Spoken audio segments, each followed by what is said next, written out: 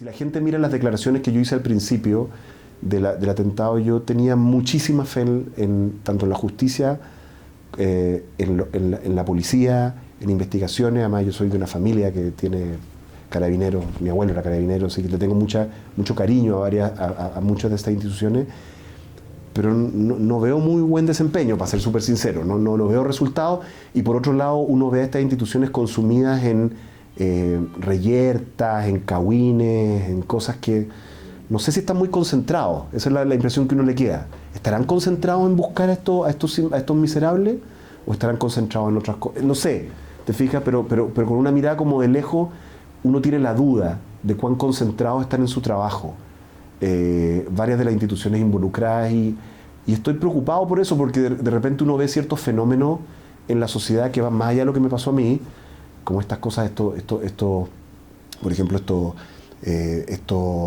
entierros de los narcos, y como que hay una sensación de que como que el Estado estuviera perdiendo su monopolio sobre el uso de la fuerza y el imperio de la ley, que es una cosa esencial para una vida civilizada. Y de repente uno dirá, estas instituciones que tienen a cargo preservar estas cosas, ¿están realmente concentradas en mantener eso y hacerlo bien? ¿O están concentradas en otras cosas? Y la impresión que uno le empieza a quedar es, al menos la duda, ¿te fijas? Eso es como lo que me está empezando a pasar. Ahora, yo quiero creer que al final van a descubrir a quienes hicieron esto, porque de verdad que yo encuentro que es un hecho súper grave, no solamente porque me había ocurrido a mí, y bastante inexplicable, entonces, y muy violento, y que no tuvo consecuencias graves simplemente por suerte. Por el azar. Por el azar, porque los balazos que tenía esa bomba salieron en direcciones que no le pegaron a nadie nomás.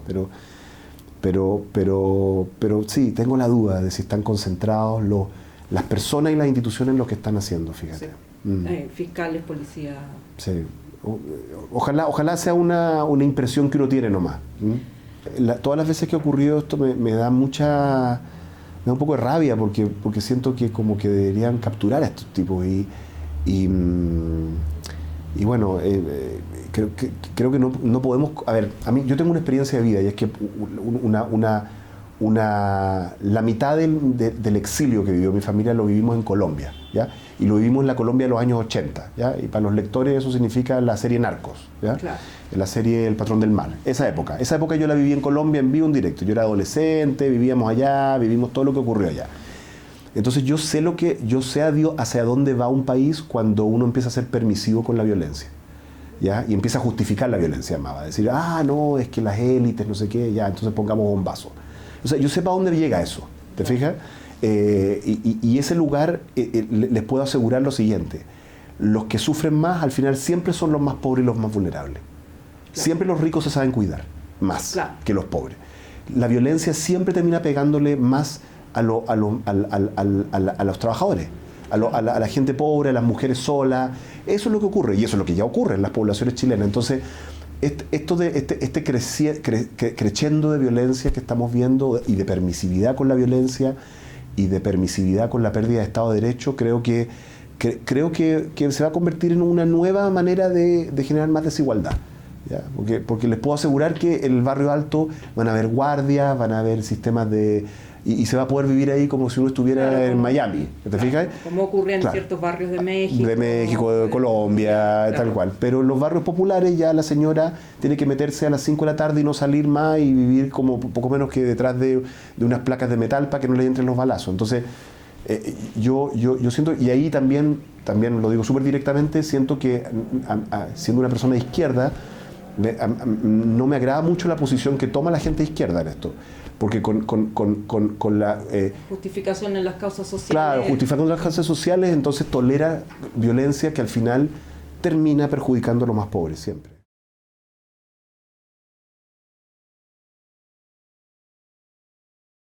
Profesores de la Chile, alumnos, exalumnos. O sea, es verdad que todos los atentados que se ha atribuido a este grupo tienen que ver con la Universidad de Chile. Hay algo muy raro ahí, con la excepción de lo que pasó en Vicuña Maquena, claro, que incluso fue cerca de acá. Pero han sido puros atentados o en cercanías de campus, o a profesores, y también es cierto que estos atentados siempre son a entidades del Estado. Claro. O sea, parece que a estos terroristas no les gusta mucho el Estado, ¿sí? Así que muy de izquierda no pueden ser. Claro. Eso es lo que alcanzo a deducir. Aparte de eso, con Luis de Grange no tengo nada en común. De hecho, ni siquiera no tengo el gusto de haber estado con él. No sé muy bien. ¿Pero él es profesor de la Chile también? Claro, podría ser una manera pero en mi convicción interna no lo creo eso. Yo creo que, mira, si algo aprendí en Colombia, cualquiera que haya vivido una zona de guerra, ¿ya? Y Colombia era una zona de guerra en los años 80, sabe lo siguiente. Cuando la violencia se sale de control, siempre hay alguien ganando plata. ¿Sí? No existe la violencia cuando escala a cierto nivel, nunca se hace gratuitamente. No es solamente por causa... Porque es divertido. ¿Ya? No, siempre hay alguien ganando plata. Mi convicción es que probablemente, tanto en el atentado que le pasó a él o al mío, hay otras causas, hay gente interesada, hay en el fondo sicariato. Eso es lo que yo creo. Eso es lo que yo creo. Pero bueno, veremos cuando se investigue qué es lo que ocurre.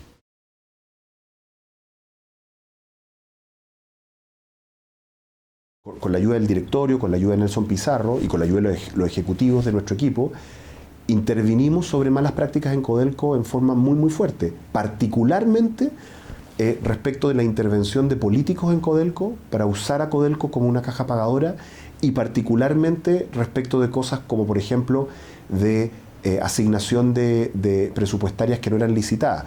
Cuando nosotros comenzamos con Nelson Pizarro, casi un 15%, un 20% del presupuesto de Codelco se asignaba sin licitaciones, a dedo, y cuando terminamos ya estábamos en menos de 1%. Esos son miles de millones de pesos que gente perdió. Entonces, bueno, me parece como lógico que pueda haber gente enojada, ¿no es cierto? Y hubo mucha gente que se enojó conmigo desde la política, desde los empresarios, desde los sindicatos, por las cosas que nosotros estábamos haciendo. Entonces, la lógica indica que por ahí podría haber causas, pero anda a saber tú. ¿Mm?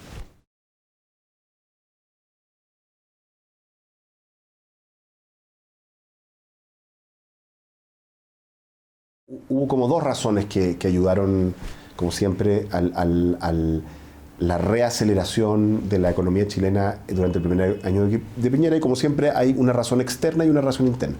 La razón externa es que se produjo una mejoría en la economía norteamericana como resultado de las rebajas tributarias que implementó Trump y las desregulaciones y todas las políticas proempresariales, por así decirlo, bastante irresponsables, digamos, pero que al final favorecen la actividad económica, digamos, y por esa vía benefician a Chile, efectivamente. Y entonces la bolsa gringa anduvo bien, las empresas anduvieron bien, y por ese lado también se afirmó un poquito la economía europea, la economía inglesa, y eso como que nos ayudó. Así que ese fue un fenómeno externo que le prestó algo de ropa al proyecto, por así decirlo, del presidente Piñera.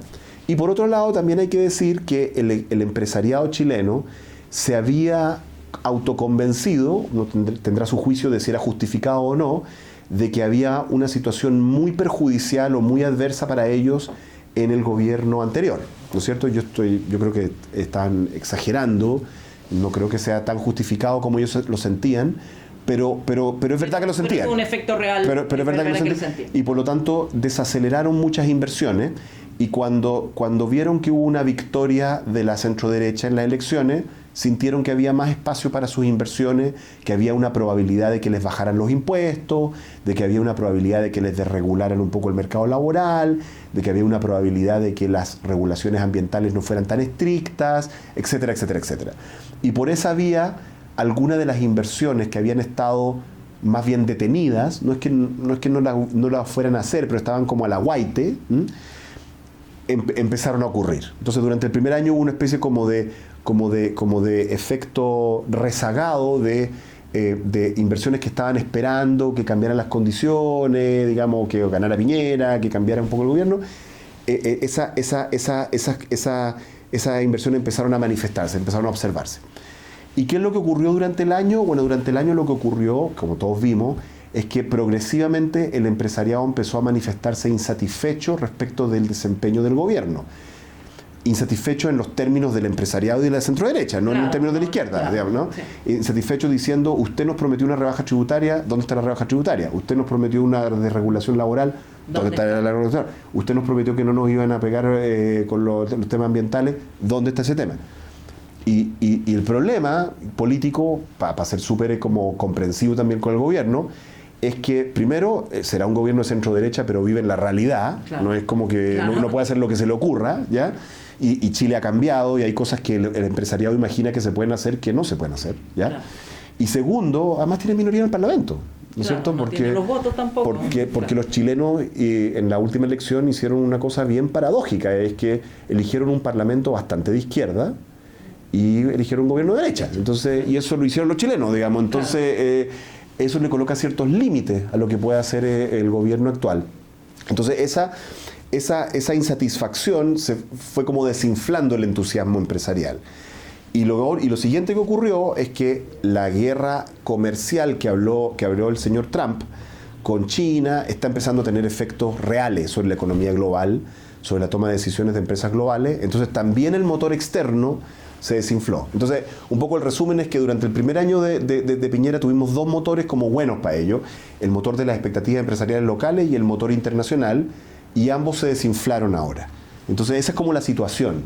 Y la verdad es que no se observa mucho cómo se va a revertir eso, porque la situación política interna no se ve moviéndose en una dirección que le permita al gobierno realmente cumplir sus promesas al empresariado. No se ve muy bien eso por dónde va a ocurrir, y tampoco se ve mucho la solución externa, excepto que pierda las elecciones Trump, que es lo que gente como yo, por supuesto, y mucha gente quisiera. Claro. Pero yo soy bien escéptico, porque uno mira la política gringa, uno mira la política inglesa, y yo a veces tengo la sensación de que el populismo de derecha es mucho más fuerte de lo que uno cree. O sea, en este momento, si yo tuviera que apostar, yo creo que más bien Trump podría reelegirse.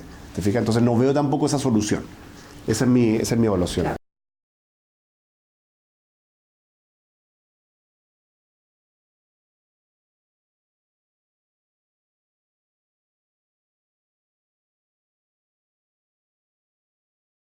Entonces el problema aquí al final está agarrado de las dos lianas.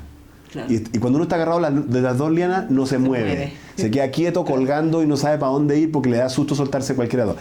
No se puede soltar de la ultraderecha y tampoco se puede soltar del proyecto centrista. Entonces, ¿qué es lo que observamos? Observamos la paradoja que se vio esta semana. No sé cuándo lo voy a sacar, pero en la semana, en estos días, que es con el rechazo, más que con el rechazo, con la estrategia de tramitación del proyecto de reforma previsional y el proyecto de admisión justa. Entonces, en el caso de admisión justa, lo que tenemos a la ministra Cubillo tratando de representar la posición más extrema de la derecha, ¿no es cierto? Y bien intransigente y bien violenta en su lenguaje, ¿no es cierto? Asumiendo que va a perder. Pero en el fondo el objetivo ahí es decir, bueno, dado que me van a rechazar igual, o sea que no voy a poder agarrar la liana de allá, me agarro esta liana bien, ¿no? De aquí. Y por último le hablo a mi público. Le hablo a mi público. A la galería. Y me agarro de ese cuento. Ya. Y esa es una estrategia. Y la otra estrategia, en realidad la de las pensiones, no era esa. La estrategia de Monkeberg y de Felipe Larraín, en el caso de pensiones, era más bien ceder bastante. De hecho, cedieron muchos puntos al petitorio de la izquierda, que la administración por una entidad del Estado, la cuestión, o sea, hartas cosas bien importantes y bien difíciles de tragar para la derecha. Y que no sean, no eran admisibles bajo Bachelet, hay que decir que también, Bachelet no se habló nunca de una administración. Así es. Sí. O sea, había bastante logro, entonces ahí había otra estrategia.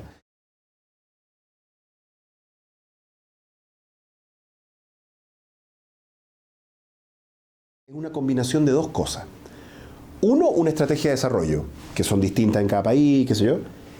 Pero esa estrategia de desarrollo, usualmente está pactada público-privadamente entre los sectores políticos.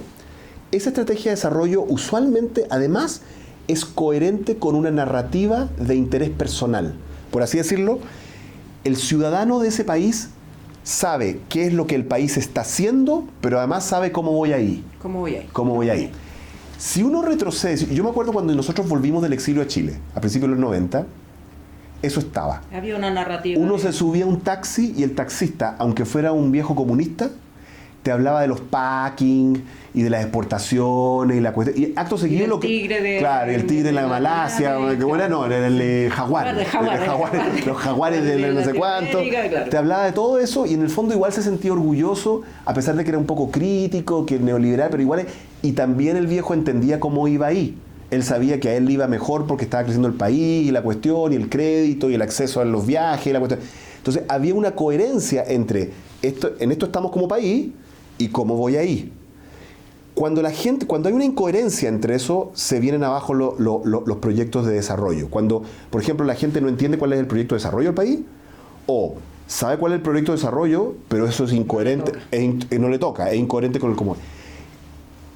En los años 90, la gracia que tuvo la época de la concertación era que la gente entendía esa coherencia. La gente entendía el proyecto del país, estuviera o no de acuerdo con él, y entendía cómo voy ahí. Y eso se ha ido cayendo.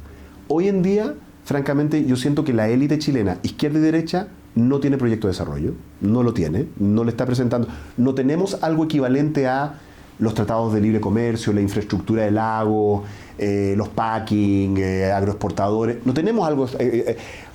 hay algunos conatos de eso con el tema solar, pero son muy chiquititos, ¿no? No tenemos ese relato de desarrollo país. ¿Qué es lo que Chile está tratando de lograr como país?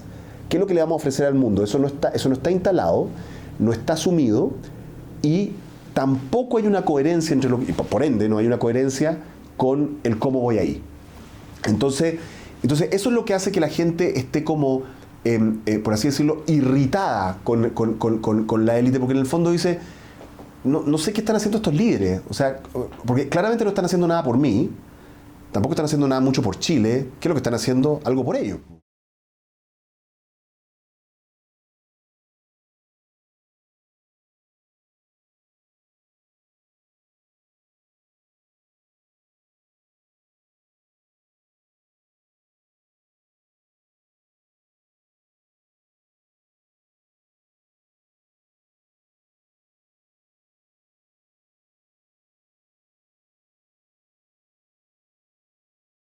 O sea, yo creo que ninguna, ¿ya? Ninguna, porque el próximo relato no lo va a construir la misma centroizquierda.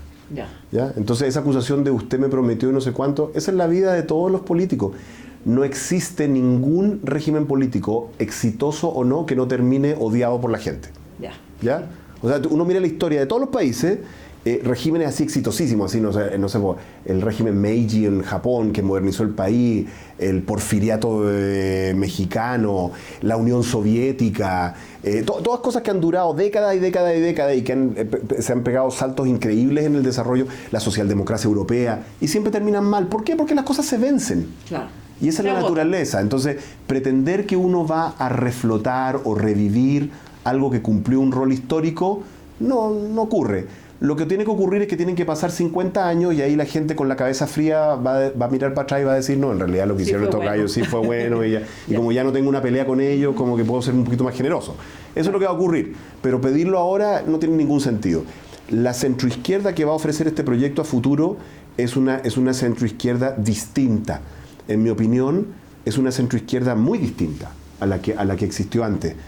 Yo creo que es una centroizquierda que va a estar compuesta por supuesto, por los sectores clásicos socialdemócratas que están en el Partido Socialista, Partido por la Democracia, pero por gente nueva de ahí, probablemente, por mucha gente que hoy en día está en el Frente Amplio y que tiene maneras de pensar muy distintas a las que predominan en el discurso del Frente Amplio hoy, y por gente que está en la derecha liberal, que también se parece bastante más a nosotros que a, no sé, a la UDI. A la UDI, ¿cachai? Y no tiene nada que ver ahí, ¿no es cierto? Entonces yo veo el potencial de una coalición, que yo la he llamado en redes sociales una coalición socialista, democrática y liberal, que en el fondo hay un sentido común bastante extendido, que va desde gente que puede estar en un lugar como Evópoli hasta gente que puede estar en un lugar como Revolución Democrática o la Izquierda Autónoma, pasando por el PS, el PPD, la ADC y una serie de otros lugares.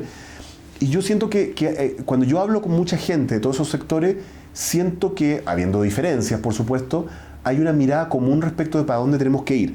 Creo que ese mundo puede construir un relato, no para que sea una coalición, ¿ah? Pero sí para constituir una masa crítica política que le ofrezca al país un relato.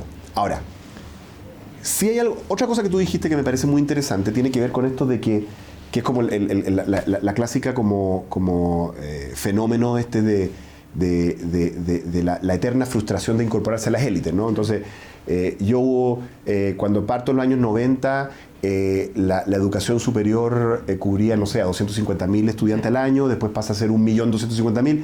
Claro, una vez que algo es tan abundante, deja de ser un camino para ser élite. Claro. O sea, por definición, si algo deja de ser elitista, deja de ser elitista. Claro, entonces, entonces, por lo tanto, no sirve como camino para incorporarse a la élite.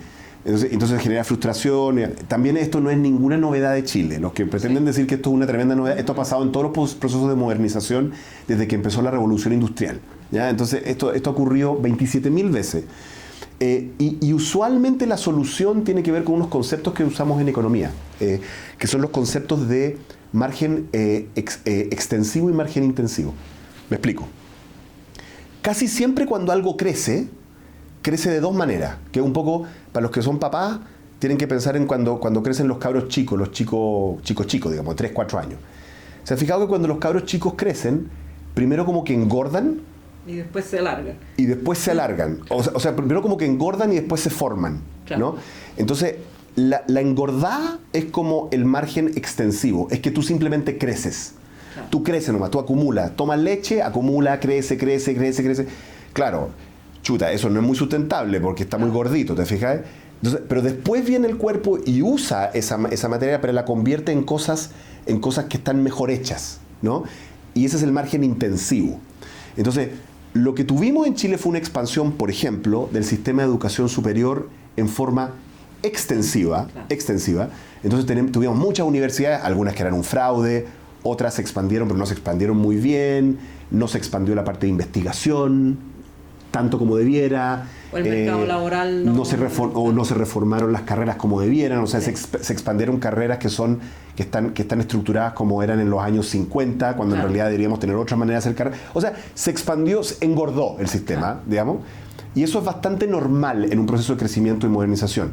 El desafío para la centroizquierda y para este sector que yo llamo socialista democrático liberal es ofrecerle al país una manera de pasar del crecimiento del margen extensivo al margen intensivo.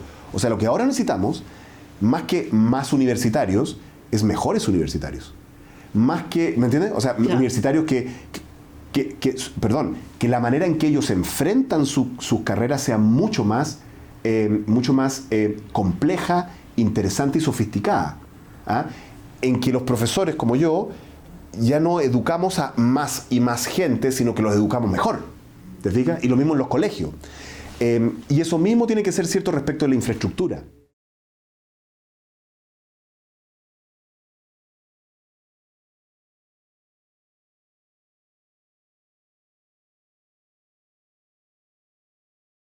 Yo más bien diría que lo que tú estás diciendo son atributos de lo que tenemos que lograr. Claro. Así lo veo yo.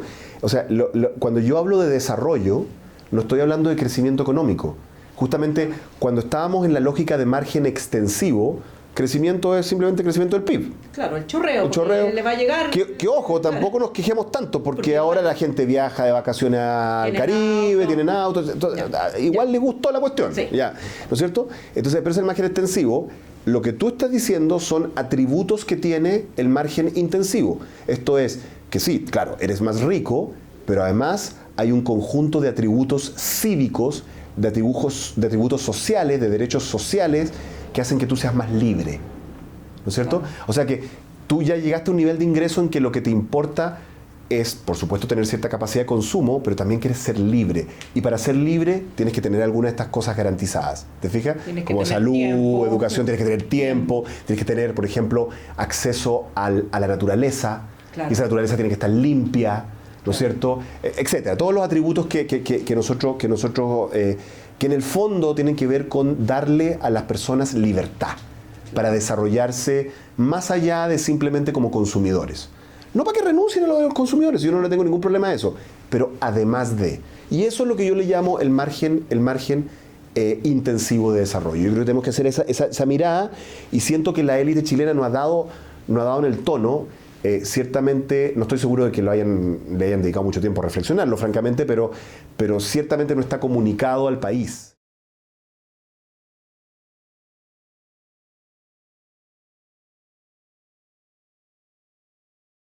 Yo no soy tan pesimista. Yo creo que los fenómenos sociales siempre se ponen, o sea, Se siempre ponen peores antes de que se exacto, pongan siempre mejores. como que se vuelven así como extremadamente, tienen que volverse caricaturescamente ridículos, de estúpidos, para que ya el país diga, oh, ay, ¿qué más se acabó? Ya. O sea, por ejemplo, esto de las familias presidenciales. Y para ser súper justo, nos pasó a nosotros también, con mi querida presidenta Bachelet, le pasó una cosa tremenda con su familia que a mí me parece muy inapropiada. Muy inapropiada, ¿no es cierto? Y con todo lo que la quiero, me parece súper inapropiado lo que hizo con su hijo. ¿Ya? Así es simple. Y lo que hace el presidente Piñera con sus hijos es, no solamente es inapropiado, o el ministro de Economía con sus hijos, es un rasquerío. Eso es lo que hacen como los dictadores africanos. Claro. Que llevan a sus hijos para que hagan negocios. O sea, a mí me parece que eso tiene que ser superado. O sea, perdón, ya debiera ser superado, que sería como tu punto. Pero lamentablemente los fenómenos sociales y políticos no son así. Tienen que llegar a un nivel de ridiculez, que es lo que estamos llegando ahora, para que el país reaccione y diga, no, ¿sabes qué más? Hasta aquí no me ha llegado. Claro. ¿No? Entonces yo soy optimista en eso. Yo creo que Chile está en un momento de indignación respecto a estos fenómenos, que va a fraguar un país más moderno y más, digamos, justo en términos de las reglas del juego, ¿no? De que efectivamente sea meritocrático y que la gente que merezca las cosas en las que las tiene y que ahora uno nunca va a poder desarmar completamente las estructuras de privilegio, Claro. ya, porque eso es parte de la naturaleza humana, ¿ya? Claro. O sea, todos queremos heredarle a nuestros hijos buenas condiciones. Mejor. Claro, entonces eso es así. Trabajaste así, te pelaste Claro. el lomo para dejar. Tal cual. Y le dejas riqueza, le dejas relaciones sociales, le dejas un colegio de élite, le dejas todo lo que puedes dejarle. Y yo también lo hago. Ese no es el punto. El punto es que, como sabemos que los seres humanos son así, las instituciones tienen que operar para limitar eso.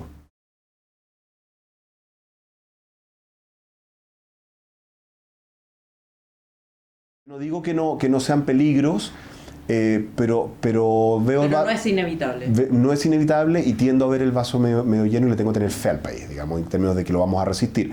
Ahora, yo sí creo que es muy preocupante lo que se está observando en la derecha. Yo tengo muchos amigos liberales de derecha. En el mundo de los economistas es muy común que haya liberales de derecha, ¿no es cierto? Por eso uno conoce tanto. Y hay mucha gente muy asustada con los fenómenos y que ha quedado muy descorazonada con la capitulación sistemática del gobierno de Piñera frente a la ultraderecha, en tema tras tema.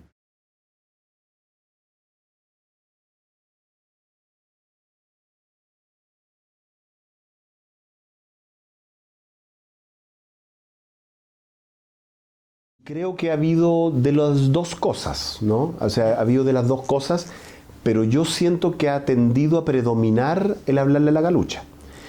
Ahora, para ser súper generoso con el gobierno, una interpretación de eso es que haya una evaluación estratégica de parte de la moneda y de la centroderecha, de que la posición del Parlamento dominado por la izquierda es tan intransigente respecto de ello y que está tan comprometida con hacerlo fracasar, que en el fondo no tiene mucho sentido intentarlo, ¿no? Y que en el fondo solo van a perder, ¿no? Porque van a ablandarse y después igual los van a humillar y todo. Como que siento que puede ser una idea mía nomás, de que debido a que ellos creen eso, tiende a predominar esta como estrategia más basada en la política de identidad, más parecida a lo que les está pidiendo la ultraderecha, ¿no? Eso es una posibilidad. Y le pongo algo de fichas a esa explicación. O también puede ser que genuinamente haya un proceso de derechización fuerte en la coalición de gobierno, son genuinas.